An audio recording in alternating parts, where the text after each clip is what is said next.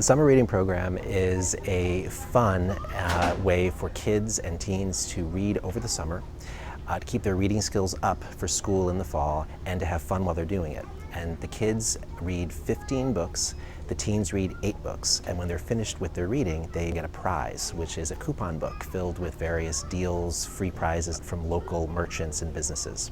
The easiest way to get started is to go to the library's website, and there is a rectangular graphic that says Summer Reading Program, very easy to spot front and center on our website. Click on that and you go to a page that then you can take to the login page for kids to sign up and then log your reading online over the course of the summer as you finish reading books.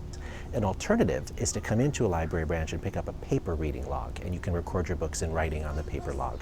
Kicking off the summer reading program today at Thomas Jefferson Library, we have a puppet show for families for all ages, and other library branches will have performers throughout the summer. Family programs, children's programs, school-age kids, and teen programs as well.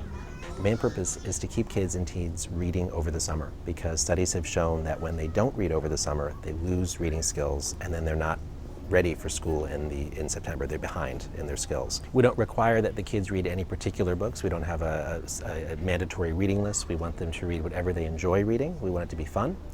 And we also encourage kids to bring books on vacation, download books to their iPad or Kindle, and read just for fun all during the summer.